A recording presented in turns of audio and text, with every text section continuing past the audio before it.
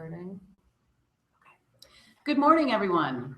I'm here with Dr. Alex Wiedenhoeft from the Center for Wood Anatomy at the U.S. Forest Service Forest Products Laboratory here in Madison, Wisconsin. Alex is going to take your questions today about wood identification, its importance and uses, in particular in the context of illegal logging. Hopefully you have already seen Alex's video on the problem of illegal logging and have some questions ready for him. So Alex, without further ado, we will turn it over to you and we'll be taking questions as we go. Great, thank you so much. You're welcome. Hello, I'm glad to be here to talk to you. I'm a research botanist with the U.S. Forest Service, and I'm the team leader for the Center for Wood Anatomy Research. And I've worked there for about 20 years. I started working there when I was a freshman in college, actually. And if you ever have a chance to visit, we have the world's largest research wood collection, which is probably, at least for somebody like me, more exciting than it sounds. It's the largest, basically, library, if you will, of scientifically collected specimens of wood from all around the world.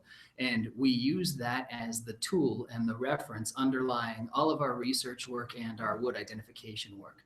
So when we talk about forensic wood identification in the context of combating illegal logging, all of our work basically operates from those specimens. So they really form the core of everything we do. But it's basically a huge laboratory filled with wooden cabinets filled with wood specimens. And when I first started working there, I thought, my God, this is possibly the dullest place in the universe, because it's this huge room filled with little blocks of wood. And until you actually, here I have a specimen, this is a specimen from the collection. And so they look like this.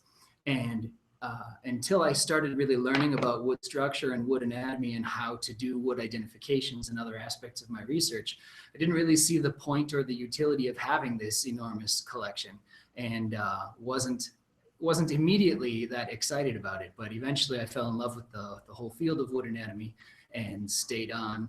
And went from being a student to being a technician to being a graduate student and getting my PhD, and then becoming a scientist who runs that little part of the laboratory.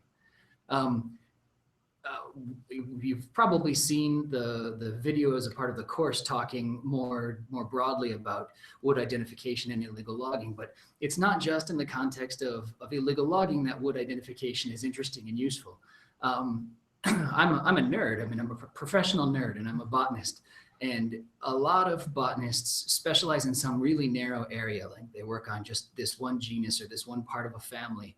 And maybe one or two times in their career, someone will come to them with a very practical question and say, hey, we have this smuggling case, or somebody's, there's some plant evidence as a part of a crime. And they have those one or two times where they get to do something very practical and very applied with their botanical knowledge. I'm kind of spoiled, actually, in that I've done all sorts of crazy identifications. I've looked at wood specimens from Blackbeard the pirate's ship. I identified a little piece of wood from inside the skull of a saber-toothed tiger. I've identified Egyptian artifacts and the wooden cultural patrimony of the Taino people, which are the indigenous people to the Greater Antilles, the so-called Indians that Columbus would have met. And so it's from my perspective, it's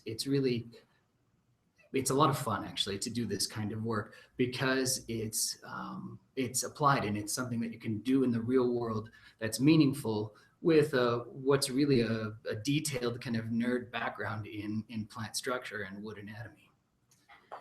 Great. Well, Alex, let's take some questions. We're getting a bunch of questions in. So our first one from Bill Barr asks, Dr. Wiedenhoeft, can you expand on the monetization of forested lands and how a balance is achieved between this and the aim of protecting forests? I can speak about it in general terms. My core expertise is, of course, the structure of wood and forensic wood identification, and then various research related to wood structure. But the issue of monetization of forests, I work at the Forest Products Laboratory, and so I'm one of those weird people that thinks that we probably are going to continue to cut down trees and use wood, and there's mounting evidence that there's actually value in doing that. And a lot of lands, forested lands that are used for, let's say commercial forestry. I don't mean large scale clear cutting, but some kind of managed forestry are seem to remain as forested lands longer than lands that are lands from which timber isn't taken unless they're protected and defended as a national park or a protected area, something like that. You tend to see a lot of land conversion logging, whether it's to go move over to commercial crops or for various other forms of agriculture, excuse me, or for city building and what have you. So the idea of being able to extract value from the forest and that type of monetization is really what I was referring to when I mentioned that in the summary for this chat. So I don't have the research expertise or the academic background to be able to tell you what is sustainable and what is the right way to do that. And that's going to be, differ on a case by case basis. But those types of approaches where we're actually extracting value from the land and from the timber are important, or seem to be important, to actually retain forests as forests. Okay, there's a question that's, I guess, somewhat related to that. We'll try to get to everybody's questions, but what I'm seeing here, can the timber industry flourish through the production of plantation timbers alone? And isn't it easier to plan and manage timber plantations, but what are some effective ways to monitor for illegal logging in primary forests? So again, that balance between using the forests for timber production versus plantations. Right.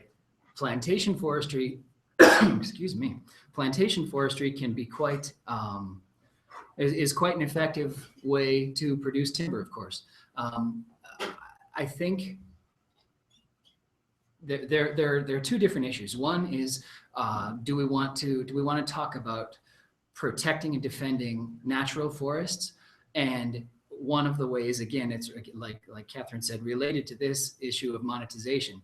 If we take a natural forest and we convert it to a plantation forest, we've lost, we may retain forest type ecosystem services, but we've lost a lot of that biodiversity and a lot of the biologically interesting things going on. So in that regard, a plantation is not necessarily as desirable. For some timber use, I would be inclined to agree that plantation forestry is probably our best way forward for lots of things where we use wood in large volumes, and we're not necessarily excuse me, interested in specific cosmetic or appearance factors for the wood. So for rough construction and things like that, some plantation produced material is probably a good use of land. My expertise doesn't really extend to the economics of these things or land use planning and those kinds of aspects. And I'm sure there are lots of subtleties, and I imagine Catherine will talk about these types of issues in the future in the course, because they play really heavily in how we look at these things. Are there some products, Alex, you just cannot get from plantations, however? Some timber products that you can't produce from plantations? Absolutely. And there are, one of the things that we find, especially with tropical trees, is that in tropical forests tend not to be like temperate or northern boreal forests, where we have typically very few species, and they can incur, if not in monoculture, but maybe only 8 or 10 species in a hectare or something. In the tropics, you often have a much higher species diversity per unit area. And then that typically means that the relative frequency or abundance of a given species of interest is comparatively low. And so when you take your species of interest and then try to make a plantation out of it, you can sometimes set yourself up for real problems with pests and pathogens that otherwise have a hard time getting around the forest, finding one tree and then another. So yes, absolutely. There are species and there are woods out there that really we only get from native trees. And a lot of those native trees probably are not necessarily well suited for plantation forestry. Great, thanks, Al. We have a question here from Ana in Mexico. Could you comment, please, on how to improve cities' relationships with indigenous landowners when forest environmental services are provided and public funds are involved? Well, that's moving pretty far outside my actual area of professional expertise, but there are some municipalities, whether they're at the city level or even state level, will require certain green building certification for public works and public buildings, and require responsibly sourced or some other type of certified timber. And that's one way for government agencies to be involved in working to protect the land and to ensure that material is not illegally logged. In the state of São Paulo in Brazil, there's a project with the Forest Research Institute down there, Instituto Florestal, and my good friend and colleague down there, Sandra Florsheim, is a wood anatomist like myself, and she has taught I think tens of hundreds of law enforcement officers and military and environmental police from across the state of São Paulo to engage in timber inspections, and in that way try to prevent illegal logging, because something like 80% of the wood that's logged in Brazil is consumed in the state of São Paulo. And because of that state level effort then is something that they can do to try to protect the forest. Okay, we have a couple of folks requesting that you tell us a little bit more about how wood is identified. So why don't we move to that, and then we'll turn back to some of the questions that are coming in right now. Let's have a demonstration of your xylotron and how wood is done. Sure. Well, let's start at the beginning with the topic of wood identification, because one of the first materials that people looked at with the earliest microscopes back in the late 1600s was wood. And so it's something that we've been interested in for a long time as a material, of course, and as a consumable resource, but also as a thing of beauty that we use in artwork and we have aesthetic appreciation for. And because of that, the different kinds of wood and the way that wood appears is based on the differences in its structure. And that's really what my specialty is looking at the different types of cells and their sizes and distributions, and the patterns that they make to produce different woods. And so heretofore, all the wood identification is typically done by a human being. And frankly, to get to the point where you can do reasonable forensic wood identifications takes a number of years of fairly committed study. So it's not something that you can pick up easily on a weekend or just in your spare time. You really need access to well-documented, scientifically collected specimens, and you need some botanical training, and you need to really work at it. And frankly, you have to be interested in it, or it'll just bore you to death. The beauty of wood really is, from my standpoint, I'm not much of a woodworker, so a woodworker might say the beauty of wood is in the grain and the things you can see with your naked eye. For me, the beauty of wood really starts to come about when you start using your hand lens. You get a hand lens with a magnification of about 10 to 14 times, and that's where you start to really see the cells and the structures and the different patterns that you find in wood. So this little block of mahogany here doesn't look like much to the webcam, but if we were to look at it with the hand lens, we would start to see a lot more structure. So the process of wood identification for me begins by having something like a box cutter, a knife, and a wood specimen. And this is the grain of the wood specimen here. And here's the end grain, the transverse surface. And what we need to do is we need to make a sharp cut on this surface so that we can see the individual cells. Because if we look at it without cutting, all we see is kind of a destroyed landscape of scratched cells from the saw. So we take the specimen and the knife and make a sharp cut. And then with the hand lens, begin to observe, probably blocking myself from the mic, begin to observe cells and cell patterns and these details. This is the same basic information that we're using the machine vision wood identification system, the Xylotron, to do. And again, you know, I mentioned that we're nerds. So this is a project that's myself and Dr. John Hermanson at the Forest Products Laboratory that we've really spearheaded. We've received funding from the Department of State and from the U.S. Forest Service to do this. And what we have here is a stainless steel tube, and in it we have a scientific grade camera. We have a very nice macro lens that between the magnification of the lens and the way we use the camera, we get a magnification very similar to what you see with the hand lens. And then at this end, we have some LEDs. So when I plug in this cable, you'll see the end lights up.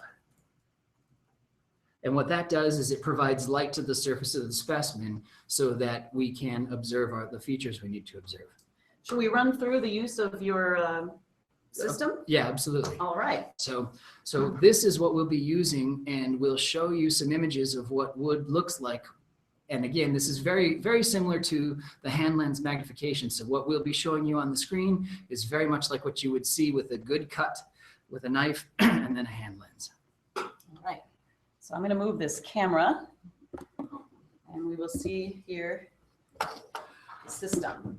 So here we have that same wood specimen that I cut a few moments ago. And it's got a reference number on it from our wood collection and an area over here where it's been cut, and then right here that I just cut a moment ago. And if you would point that at the screen, this little window here is the output of our device. So if I put the imaging device, these are my blue jeans, and you can see it's a real-time feed. So it's a live video feed that we use to orient. So that's what blue jeans would look like at about 14 times magnification. This is the fabric of my shirt. Wow. So you can see, this is like a lot of fun to turn loose, like some 8-year-olds with this is really great. But what we have here, it's a couple $1,000s to build one of these, so it's not trivial to make it available to children. But if we look at all we do to image is we place the end of this device, we call it the xyloscope, onto the surface of the wood. And if we look here, this is what we're seeing. You can see those are actually the Sharpie, the numbers written on the block that we saw a few moments ago. And there's some botanical detail, but the material is scratched. If we come over here to where I made the cut, you can see, try to hold this still, there we go. In the upper right, we're off the edge of the specimen, you can't see a specimen there. Then here, we've made the cleaner cut, and down here in the corner is the uncut wood. Now, the other end of this specimen has been polished in the laboratory. It makes it much easier to hold this still. And there we can see the structure quite nicely. A different wood, with a very different structure. What wood is A that? completely different pattern. This second wood is Lonchocarpus. The first one was Hymenea. And so very beautiful, complicated patterns, quite characteristic and diagnostic. So this block of wood, if we just look with the webcam, this is that Lonchocarpus that we just looked at. And you can see there's some little bit of striping, but it's much more interesting. We're going to see if it'll autofocus here. It doesn't want Maybe to. not quite. Yep. But it's much more interesting with that hand lens type magnification that we see on the screen again. And this is really, when I teach, I've gone across a decent chunk of the world teaching wood identification to law enforcement officers. And I've spent some time in Central America and Asia and Europe and in various places in the United States. And when I teach wood identification to non-botanists, I tell people that when we look at the end grain of wood with the hand lens, it's like looking at the face of the block of wood. The way we identify people by their facial characteristics, wood identification is done, at least with the hand lens, is done from this transverse surface. And this is where we capture most of the information by looking at the cross section like this, or the transverse. So Alex, how do you use the software the software you produce will actually identify the wood for you, is that correct? That's right. So instead of a person having to spend thousands and thousands of hours learning to do this, what a person has to be able to do is take an image of the wood, has to be able to cut the wood with a knife like I demonstrated a few moments ago, and then place the xyloscope on the end of the block like we've been doing. And then we just press, in this case, we press the S key. There's one more detail. If you look at this image, there are lots of lines running vertically in the wood. Those are called rays. Our system right now requires that the rays run vertically in the image. So right now, that's these little images, these little lines. Those lines. Yeah. Right now they're running at about a 45-degree angle, and we can't use that image. We have to input an image where the rays are running vertically, those fine lines. So we place the xyloscope on the end of the block of wood, and then all we do is press the S key, and the result already came back faster than the webcam could refocus for us. And it says the determined genus and species is Lonchocarpus castelloi. Now, one of the things that's important about wood identification in general, and wood identification with the xylotron specifically, is that wood identification is not typically accurate to the species level. It's typically only accurate to the genus level. And that's because the structure, the definitions of species botanically are usually based on things like flowers and fruits, leaves, and external characters. Internal characters like wood don't tend to diversify as quickly as the external characters. So we maybe can separate the species really readily on the basis of flowers, let's say, but all those species within a genus might have extremely similar or indistinguishable wood structure. So typically we can only make a genus level distinction. With our machine vision wood identification system, the Xylotron, we're finding that in some cases we can make species level separations, even though in a laboratory, even with a microscope, I wouldn't be able to make a species level separation. So there's detail being found by the system that's at a higher resolution than the detail that human beings are extracting from the wood. Wow. We've got a lot of questions coming in, Alex. One Great. question here from Greece. What type of wood is the hardest to identify? Oh, that's a good question. Generally speaking, and that fits well with this topic of the genus level identification. I always talk about when I teach wood identification, when I talk about wood identification, I like to make a separation. I like to be explicit about what the context of our question is. So if you come to me and you say, Alex, I have this specimen of wood, and this is a shrub that was growing in my backyard, and I live in Greece, that gives me a lot of information, because I can eliminate, let's say, all the shrubs in Africa, for example, and I can eliminate all the lianas in South America and not worry about them. And so the narrower we can draw the box around our question, the easier it is to do an identification. Because individual species are not typically separable by wood identification, by wood anatomy, you could say that the identification of one exact species would be the hardest wood to identify. I think one thing that's not uncommon, and I can hold up this block again, this is our Lonchocarpus.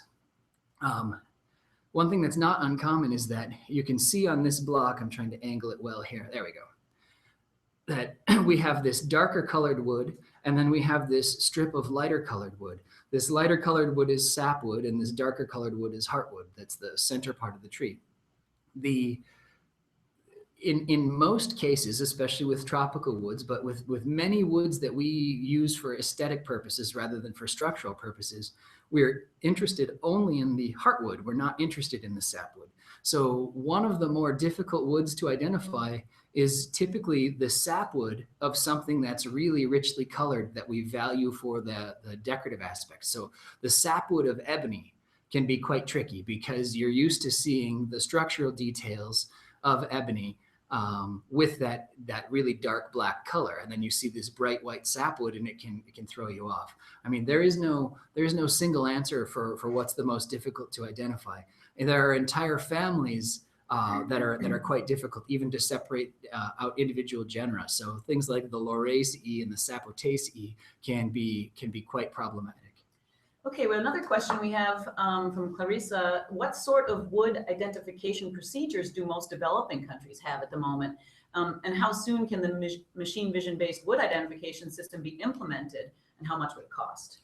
Right. Well, this ties in really well with this whole topic of a few minutes ago. I was talking about kind of how we draw the box around our identification question, and the machine vision wood identification system, we call it the xylotron, is strongest when we can control that context. So for example, it will be probably a long time before we can deploy this system in the United States, because the United States is a large importing country of tropical woods.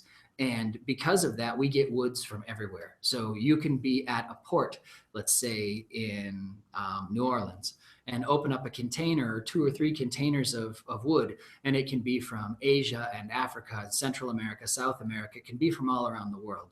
And when the system has to be able to know all the woods at the same time, the system performs less well. So the system is actually strongest the closer to the forest you can get it. So it's actually strongest in producing countries, because producing countries, typically timber producing countries, typically are not importing a lot of material, or if they are, they're importing it only from very nearby areas that are in the same kind of biogeographical zone. So the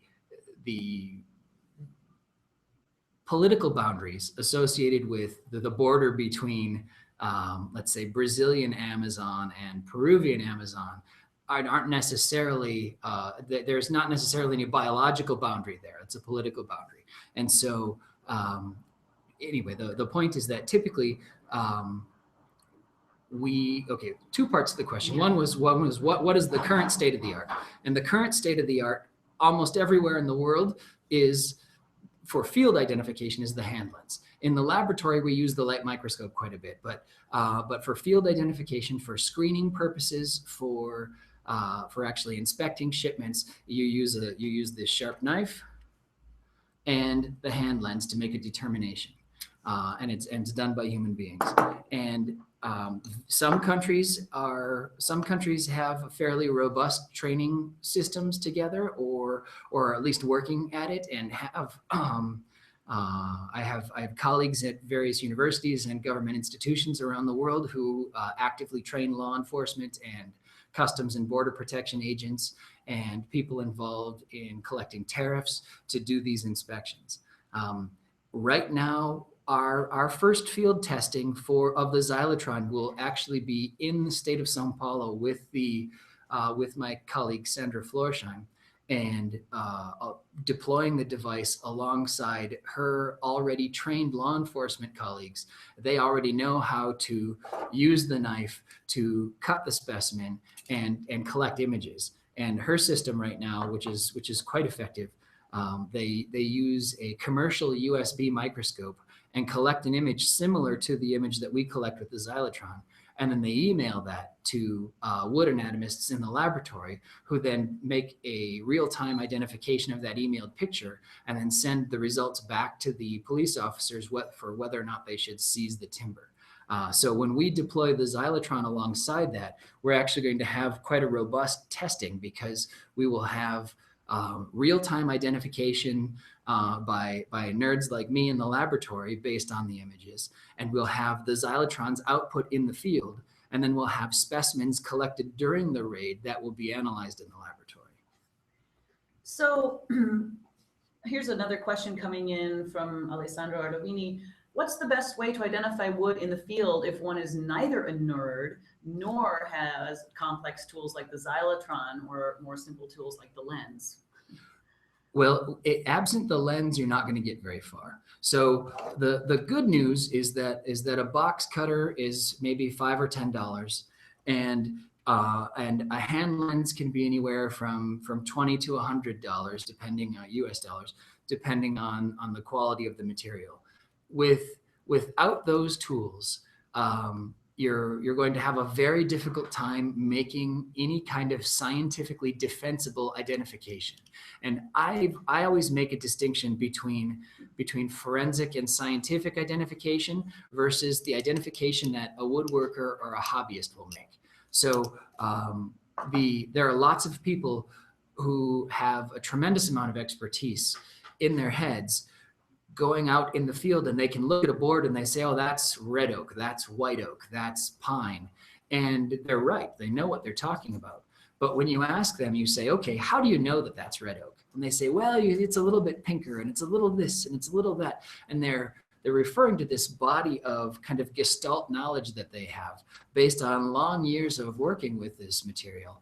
But they can't articulate what are the characteristics that they use to make the identification. So if you want to learn from them, you have to follow them around for 20 years and just kind of pick up on this. With the sharp knife and the hand lens, and then a field identification manual or other wood identification reference, you can get started in a matter of minutes to hours. As long as you don't cut yourself. The number one most important thing is do not cut yourself. Everything after that, you're allowed to make mistakes on. You don't get to make mistakes with the knife. Especially if you're out in the middle of the rainforest where there's all sorts of bacteria and fungi. This is true, yeah. But the safety is the primary, is the absolute kind of first step. You have to do it safely. But after that, practicing and getting good at making that cut, and then looking with the lens and comparing to reference material and using field identification manuals is the way forward. Without a hand lens, at least, I don't suggest that, I guess. Yeah. Okay, lots more questions coming in, Alex. Let's go. I'd like to know what your efforts are to deploy the Xylotron in countries where illegal logging is rife. How much has this been deployed? Right now, this is an ongoing research project, and so we're in the prototype phase. Each Xylotron costs about between $2,000 and $3,000 to produce, and you have to have a laptop to run it. So at this point, we don't have it deployed anywhere. And our first real field testing will be, like as I mentioned, will be in Sao Paulo, Brazil, coming up in the next 6 to 9 months or so. We have databases for Central American commercial timbers and Brazilian commercial timbers, and that's it at this point. So one of the things that this project requires is, for broad use at least, is for other wood collections, xylaria, to have Xylotron systems at their xylarium where they can prepare their specimens, their scientifically collected reference specimens, and collect scientific reference images from those specimens, and then share those images to a global database of woods. But at this point, we don't have that deployment because we don't have the sampling intensity and the sampling depth that we need. So we're tackling this on a case-by-case basis, and this is one of the. Sometimes I refer to it as the dirty white underbelly of how science actually works. We can only do what we have funding to do. So we try to get money to do meaningful research that has application and can help real problems and solve real problems in the real world. But we don't have. Like, for example, I'm working with some colleagues in Ghana who have asked the Ghanaian government for money to come to my laboratory to build their own Xylotrons in our lab, because we build these by hand, to then work on preparing and imaging all the Ghanaian species that we have in our wood collection, and then take the Xylotrons back to their xylarium, their wood collection, and image those woods to help to build a regional African data set. So we're trying to find committed scientific partners with access to scientific collections to grow our database. So a few people have asked about other ways you could potentially use the xylitron. Some examples here are whether you can identify new species or if you've ever discovered new species using it, if there's any odd mutations in structure or diseases that have shown up using the xylitron. At this point, we haven't ever discovered anything new. In part because we're imaging specimens that are already in our reference collection. One thing that was interesting when you talk about scientific names and botany, because we're all a bunch of nerds, we like to argue with each other, right?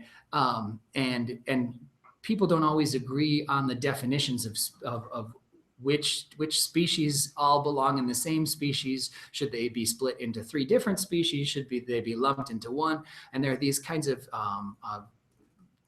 taxonomic arguments happen. So we had a case when we were doing our work for the Central American database where we had 2 different species of Aspidosperma that in our collection were entered as different species. But since the time of collecting the specimens, the taxonomists have synonymized those down into one species. And when we ran the calibration, we left them as 2 separate species. And the xylitron could still resolve those. So it was successfully identifying these 2 different species that taxonomists actually consider now one species. So not quite the same as discovering something new, but it did find structural support for making a distinction within what we now consider to be one species. Okay, in a not completely unrelated question, somebody here asks that it seems like there really are only a few dozen woods logged commercially. How many are we talking about here needing to identify? That's relative to your frame of reference. So if you go to a big box home improvement store, you'll probably only find a handful of let's say tropical woods or exotic woods. In the U.S. market, depending on what you're looking at, there may be only a handful of things. In Brazil, they'll cut lots of things especially from the Amazon forest, and then truck it down to Sao Paulo where they're using it. And so the number of species that they're using in Brazil is quite large. So it really depends on which part of the world you're in and what kinds of products you're talking about. I think from a North American point of view, it seems like it's not that many species, but when you start talking about local use within country, the number of species is actually very, very broad. So Anna writes again that we have some of those wood blocks in a couple of xylo libraries here. Would it be possible with the xyloscope to get an image database from those collections? And if so, how would you do it? Yeah, that's ideally one of the things, and I didn't mention this yet about the xylitron, is that we're working on our first scientific publication of this.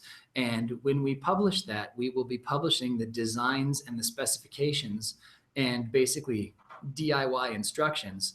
All of this is open source. So, we're not patenting this, we're not controlling this, we're making the designs for this available to everyone. It's still a little bit expensive because we have to have scientific quality components, but our vision for this is that it will be picked up by the scientific community at large, and people will build these and start collecting these reference images all across the world. Ideally, I mean, it will probably won't happen in my lifetime, but an idealized goal would be to have reference images from every scientifically collected wood specimen that's housed in a xylarium in the world.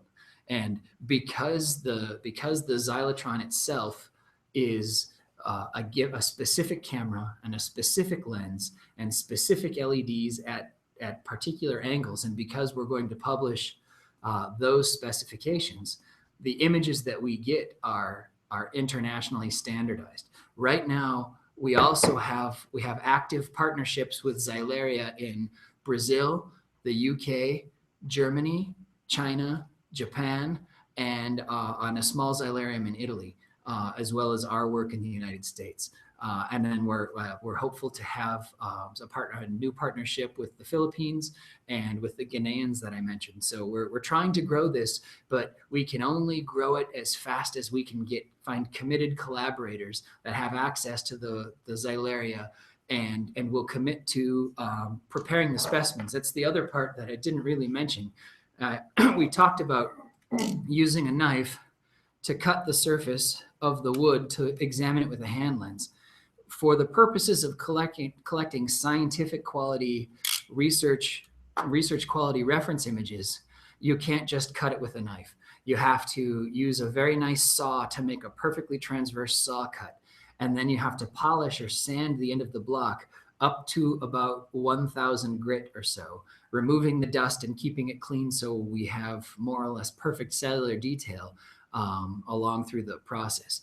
And we've pioneered some new methods and new approaches so that to polish the entire cross section of the whole xylarium specimen, we can get typically between 12 and 20 specimens per hour from sitting in the xylarium drawer to polished up to ready for data acquisition. And that's about 2 orders of magnitude faster than the historical approach, where we would process a little tiny specimen like this over the course of several hours. So we've sped it up quite a bit, but it still ends up being an enormous amount of not that exciting work to polish specimens. Claudia asks if there would be a way to involve citizen scientists or volunteers in field collection or processing of specimens. Would that be possible to speed it up? Well, I think that there are different thresholds to this. One of the things that we're envisioning, we have an obligation at the Forest Products Lab and as the primary researchers from the scientific side to develop the database and develop the identification protocols and models at the highest level of technical detail that we can. So the strongest statistics and the best specimens. As more xylotrons go out into the world and we receive more and more images from, let's say, for example, when the field tests are done in Brazil, we will have all of these images taken of woods in Brazil that will have been identified by myself and my colleagues in Brazil. So they're not a scientific quality image in the sense that we didn't have a botanist in the field looking at the flowers and the fruits and the leaves and coming up with the species level identification like we have here on this label. It doesn't matter if you can't read it, but we have the scientific name, we have where it was collected, who collected it, and if there's a voucher, a herbarium voucher associated with it, this kind of information. The xylarium specimens would be the high-level specimens. The highest level within that are the backed by herbarium vouchers. So those are the best specimens. Then there are, like this particular specimen doesn't have a voucher. So this would be kind of a second-tier specimen. And then we envision going forward, this is a really long answer, but we envision going forward a whole additional tier below that of images that have come in as a part of testing that we've later vetted with our own identifications, and then we can kind of give them a second tier validity, something like that. And so ultimately, in the long run, when we start talking about, instead of having thousands of images or tens of thousands of images, but we start talking about having hundreds of thousands or millions of images, the statistical universe will be so huge, and we'll have so much information that we're expecting to be able to take kind of a big data approach to it and use broader pattern recognition approaches versus the more detailed methods, or detail's the wrong word, the more controlled methods that we're using right now. So in the long run, yes, the answer is yes. I think there is a place for that. Right now, we're only accepting images from scientific wood collections. Somebody asks here, let's see, Thrula asked about a website, a wooddatabase.com website that has images. Do you know about that? There are a couple different online resources. The most important one for me and for what I do as a wood anatomist is called Inside Wood. And this was pioneered by my colleague, this is an amazing project by Elizabeth Wheeler at North Carolina State University. And Inside Wood, you can just search for it, you'll find it right away, is a huge searchable interactive wood identification database with something like 7,000 different species and something on the order of 49,000 or 50,000 microscopic images of wood used for wood identification. That's probably the single most important online tool for wood identification for somebody with my background in wood structure under the microscope. There are other wood databases out there, typically focused on wood utilization, that will have mechanical properties and durability information, density, strength, these kinds of data, and then also sometimes will include a macroscopic image of the wood. So something, a photo that might be like this, of course, high resolution and well lit and all the rest of that. And then sometimes they'll actually include a little end grain shot as well. But in terms of a technical resource for identification, by far and away, the best one out there is Inside Wood, and it's freely available. We have a question from Renato. When you identify unknown timber species, what part of the wood anatomy, macro and microstructure, do you look at first, second, and what else in order to decide the species? Yeah, this is a good question. When you first, I write field wood identification manuals from time to time. I try to move away from that now, but I've written my fair share now. And when you're teaching someone who hasn't done wood identification before, you go through a very methodical process. And the analogy that I often use is I talk about identifying identical twins. So somewhere in your life, you've probably known one or more sets of identical twins. And when you first meet a pair of identical twins, they say, well, I'm Bob and I'm Jeff. And you say, hi, Bob, hi, Jeff. And if you're like me, you're horrible with names anyway, you forget their names and you haven't learned to separate them. And the next time you see them and it's Bob and it's Jeff and you think, oh, I should probably figure out how to tell these people apart. And so you begin to look for very specific characteristics. Do they have a characteristic in different hairstyle? Does one wear glasses and one not? Does one have a scar? Does some characteristic you can use to separate them? And you go for these very specific characters. And then you practice and you try. You see one of them and you say, hey, Bob. And he says, no, I'm Jeff. And you, oh man, and it's embarrassing. And actually that shame and embarrassment is actually good for you. It means you're learning. And eventually, though, you get to a point where you can be sitting at your desk and you're working, and one of them walks by and you see them out of the corner of your eye, or you look up and you just say, oh, hey, Jeff. And you didn't necessarily go through that explicit process of, oh, that person has a freckle here and this one has a scar on their hand. Something about the characteristics, something about your assessment of the characteristics has become automatic, and it's become like a gestalt process. And the same kind of thing happens with wood identification. So when I sit down to identify a piece of wood, I cut it and I look with my hand lens, and right away in that first 2 or 3 seconds, I'm already not necessarily knowing what it is, but eliminating thousands and thousands of things that it's not. Right? It's like if we talk about birds and you see a bird, the bird lands next to you on a tree and you look over and I say, what kind of bird is that? And you say, well, I don't know. And I say, well, is it a duck? You say, oh, no, it's definitely not a duck. It's some kind of raptor, right? It's some kind of eagle or hawk or something. And maybe we'll never know which bird it was, but you can definitely say it's not a swan. It's not a duck. It's not a pigeon. It's not a sparrow. You eliminate huge groups of different kinds of birds that it's not.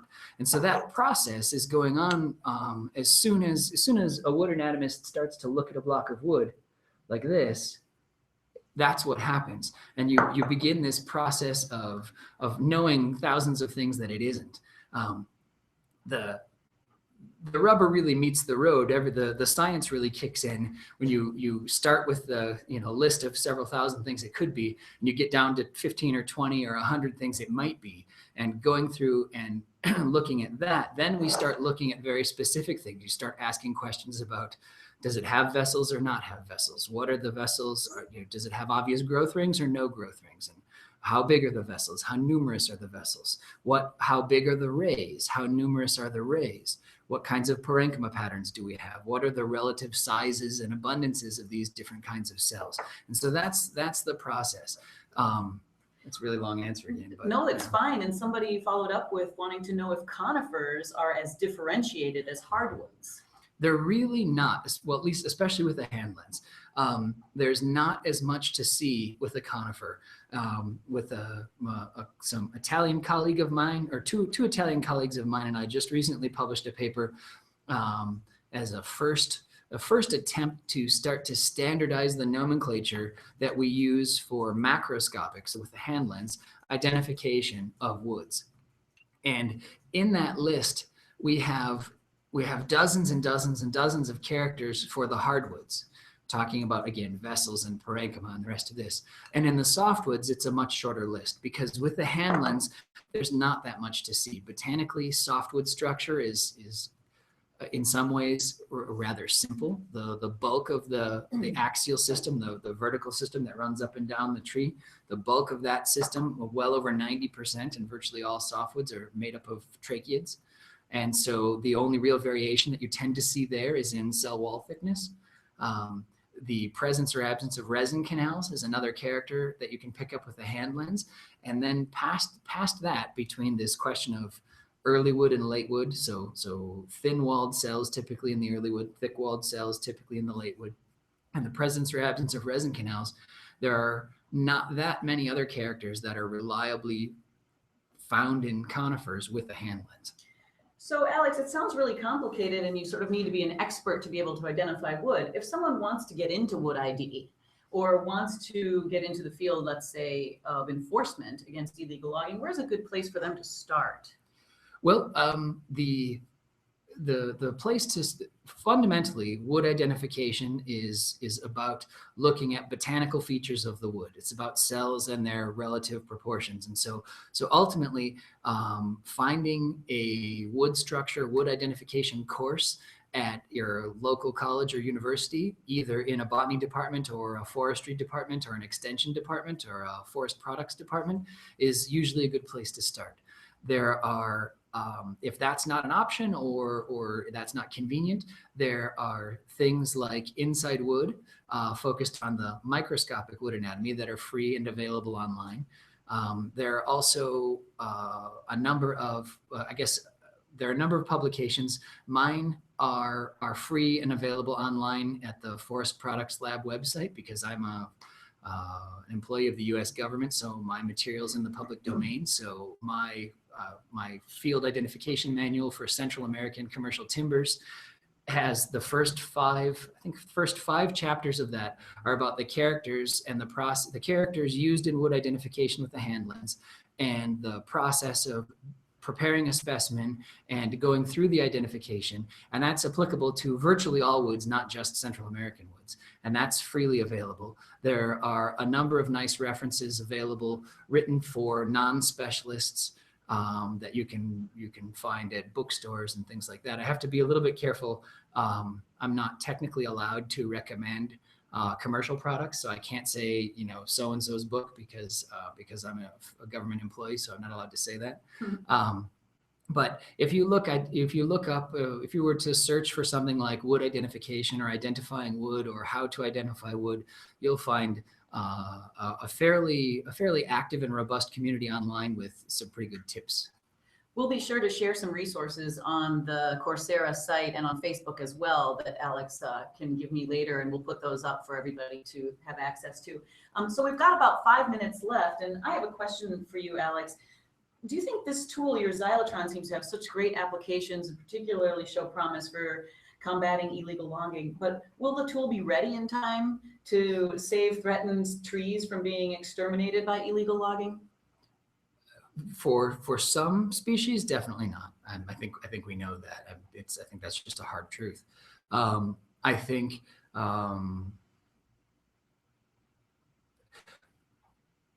something like this machine vision based or automated field identification of wood is just one piece of the puzzle, one tool in the toolbox.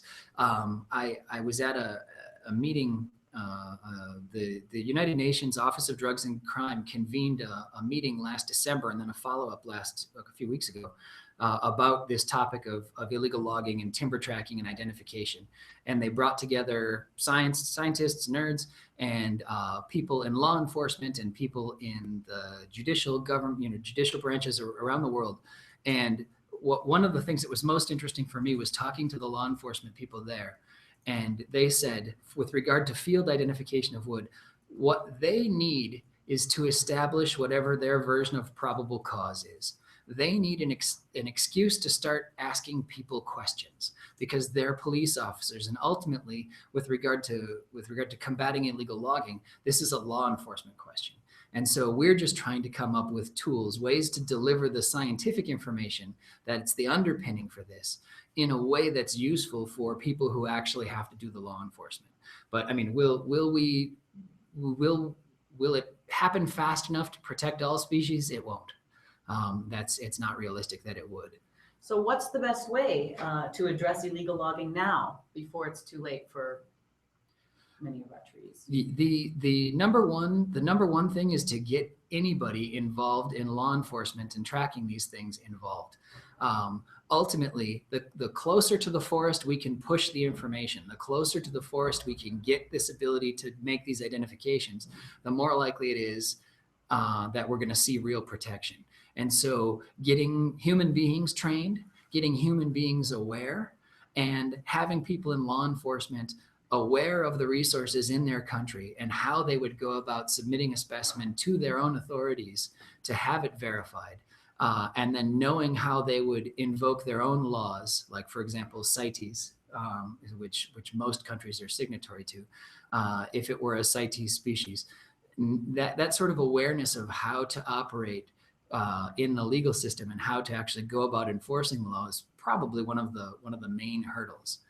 Most of the people that I've talked to say that the scientific component of this is really a minority component. Great. Well, we've just about finished up. I want to thank Alex Wiedenhoeft for sharing his knowledge and the demonstration of the xylotron with us, and thank you all for participating. We do have another session today at 4:30 Central Standard Time, US Central Standard Time. So check your listings to see what time that'll be in your country if you'd like to attend a second session. And thank you so much. We'll see you online. Thank you.